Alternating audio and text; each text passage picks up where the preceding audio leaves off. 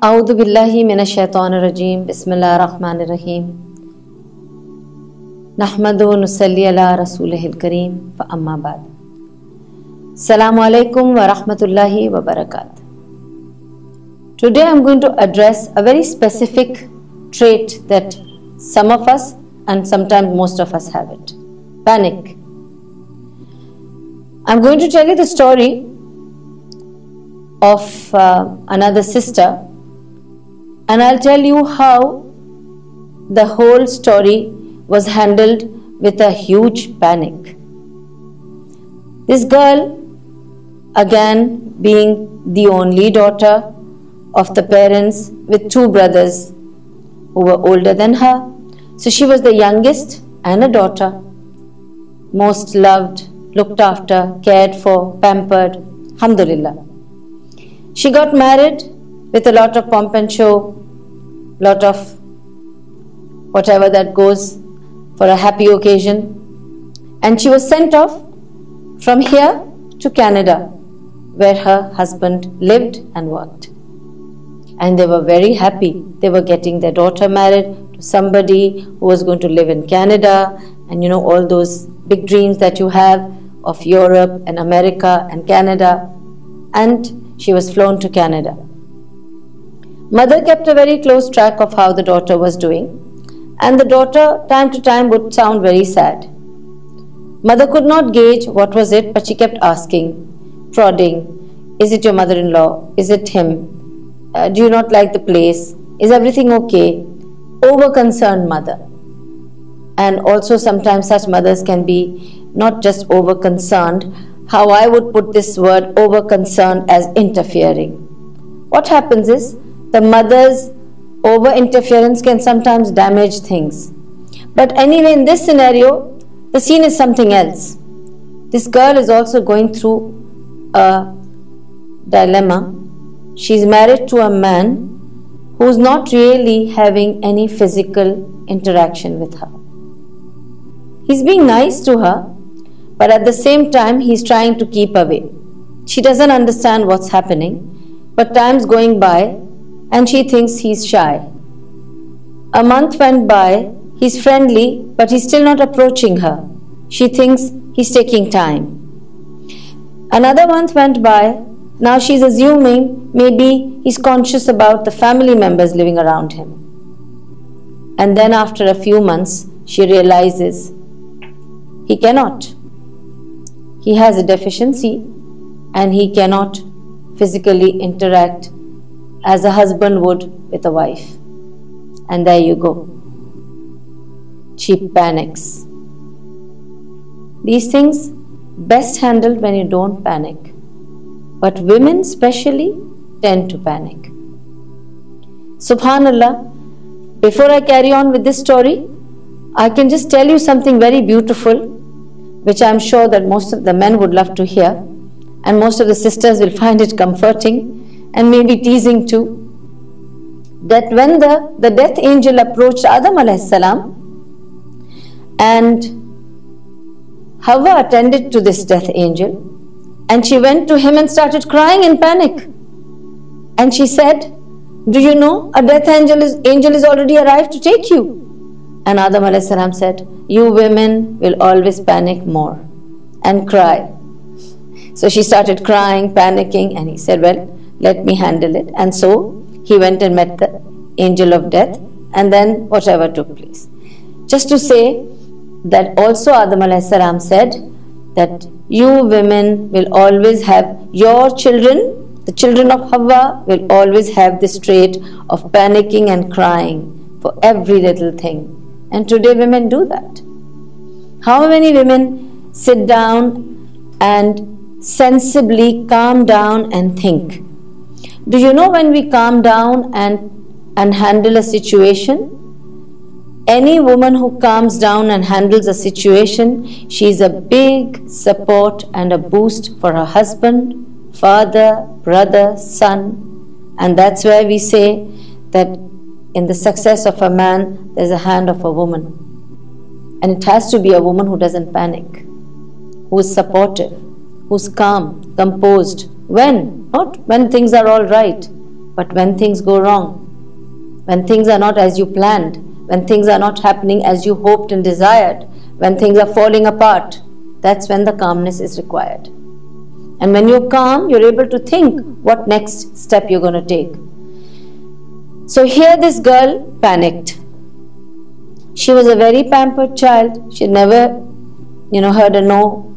She never had any desire not fulfilled in her home. She could not understand how she's going to face the situation. She could really think. Now see what's happening to this girl. What's going on in her mind? Let's see in her mind what's going on. I spoke to her. I called her up to ask her, calm down. What's happening? What did she tell me? I'm confused. What will happen to my future? How will people see it? Am I going to just separate and then I'll become a divorcee? Am I going to get divorced? And then what will happen? I'm the only daughter. How will my parents face it? My father will have a heart attack. My mother will die. She will die. She cannot handle it. Now what will happen to me? Oh my God. And if he leaves me? And if he doesn't leave me? Then what will happen? If he doesn't give me divorce, then what will happen? I told her, calm down. Don't panic. Let's take one thing at a time. These are the issues that women face. We have a very quick thinking process when things go wrong. You, me, all of us. We go through this quick thinking process. Everything seems to be falling on our heads. The whole roof, the whole sky is falling on our head. That's when we have to sit down calmly, have a glass of water, think what next, how to solve it. So when she told me, I first told her, calm down. And then I told her, take a deep breath. Because she was, so this happened, then what happened, then what will happen to me, what will happen to my brothers, nobody will marry them also. Oh, we finished, her family's shattered. I told her, calm down and tell me, what do you think is the best solution for it? Do you want to live with him like this? Or you think you are ready to leave because you must leave if you're not happy about the situation? She said, no, how can I live with him? I cannot have a family with him. It's been a deception. They've deceived us. Oh, we finished. Okay. So you've been deceived. Something wrong has happened to you. You just walk out. She said, just like that? Yeah, just like that. First you walk out. Tell him, I'm leaving you. I can't live with you. You have this deficiency. You should have told us. This kind of a marriage is anyway terminated where there is deception. Rasulullah said, do not tell lies and get married. Very important. You tell people whatever is the shortcoming or whatever is wrong about you, the rest is all bonus. So it's not your fault. You can work out on him and inform him. Sit down, communicate. But she kept crying. Panic. When she has a panic attack, she cannot handle the situation. So I told her, I'll give her a call tomorrow. Today, you can't handle it. The next day I spoke to her, she was much calmer. I asked her, what did you do? She said, I had a glass of water, I made salah, I sought Allah's forgiveness, I asked Allah, whatever I had told her, she did all those things. Fine, so now you're better, calmer in your head? Yeah. What do you want to do now? She said, I want to now break this news to my parents, and it's going to be very difficult. My mother is another panic master. Now imagine, if the girl is such a panic master, mother is double panic master. So I spoke to the mother and I told her slowly. She said, so what did because she approached me, actually the mother approached me and said, my daughter is having some problem but she wouldn't tell me about it. So can you help? When I went to help, I realized it's a big problem, but it is solvable. But she's panicking and now I have to break this news to the mother. When I broke the news to the mother, she almost fainted. Panic, double panic.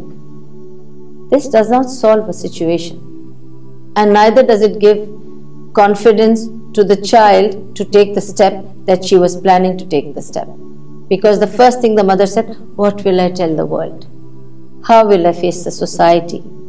Now see, I told you to peep into the girl, what she was going through. Now we are going to peep into the head and the heart of this woman who's the mother figure in this story. What is she going through? Oh my God, she said, what will happen to my daughter? Who will marry her? And how will I tell the world what happened? They are all going to blame my daughter. Her life is finished. Finished. I'm dead. She's dead. Everything's over. The whole family is finished. I have never harmed anybody. Why this harm has come to me? I didn't do anything wrong to anyone. Why this wrong has come to us? I didn't deceive anyone. Why did they deceive me? How did it happen? Why didn't we see it? Why didn't they tell us? So many questions. It was going very fast. Panic over panic. I had to just let her say whatever she had to say till she calms down. When she finished, I told her, have you finished saying whatever you had to say? Now I'll tell you the positive side of it. Think of it, your daughter did not meet with an accident. She did not break her limbs. She's alive. She's well. Everything's okay. She can come back to you. We can tell the world she was deceived and you can settle her back. No, nobody will marry her. Finish. In our community, it's a taboo. Divorcee, finished. She has to be thrown aside. She's such a beautiful girl, such a young girl. I got her into this marriage. It's all my fault. Now, blame game started. She's blaming her own self. Guilt. She's guilty that my daughter was so obedient. I told her to marry this man. She married. I didn't get things checked properly. You could not have checked it. It's not possible. How can you check if I keep telling you that, I have something which is red? How will you find out if it's blue? You cannot find out because it's kept inside. This is deception. What's inside hidden, if they don't ever tell somebody, it's not the person's fault. But we have to deal with the situation in a calmer way. Now what happened? I told this lady, don't worry, we'll get your daughter across first of all from Canada to you. You have your daughter with you, you'll be fine. She said, I'll go and get her. She must not travel alone. She'll be under trauma. She'll faint in the plane. No. Or they will stop her. They will do something to her. They'll try to stop and do some torture to her. I'm going to Canada tomorrow. Okay. Go, get her.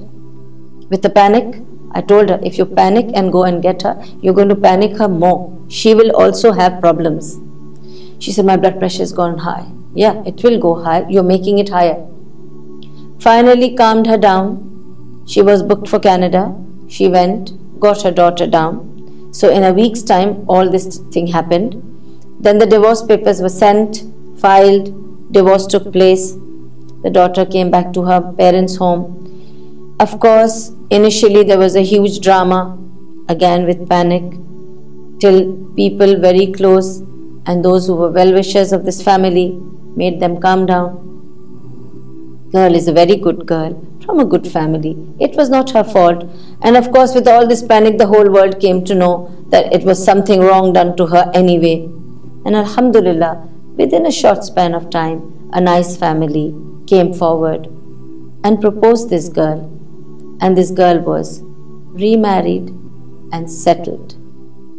It's not a taboo to have a divorce, and these are genuine reasons. Every divorce should not be looked with the eye that, oh, something's wrong with this girl, so she got a divorce. Maybe the situation called for it. And maybe in this case, and like her, maybe many cases, maybe divorce is the answer. It's better to be divorced than to deal with something that you can't handle. It's not a taboo to get a divorce and to resettle your life. But don't play with it. That's where the objection comes. You should not think I'm encouraging that, yeah, if you can't get along one day, the next day you take a divorce. No. Reconciliation is better than separating. That's the first thing. And always learning to forgive each other, be tolerant, showing tolerance to each other, be kind to each other, give way to each other, accept each other's shortcomings is the way to stick together. Doesn't happen so easily. Takes a bit of an effort, and we'll talk about these efforts and things about reconciliation and resettling and all the emotions involved in it soon. But first, I was dealing with panic. We have to deal with everything with calmness. So that's the message with the story, and a happy ending that the girl is happily married. She has kids now, 3 kids, and she's doing very well. So that gives hope to all those there who think divorce was the end of the world. No, it could be just the beginning of a nice new life. Just keep yourself positive with a positive mental attitude. So that's all for now. Give us your comments, opinions, express yourself, tell us your problems. Let's see if we can solve it. Let's see if we can resettle you or reconcile you back or bring some happiness and sunshine in your life too. So all this for now. Write to me at express@mybetterhalf.com.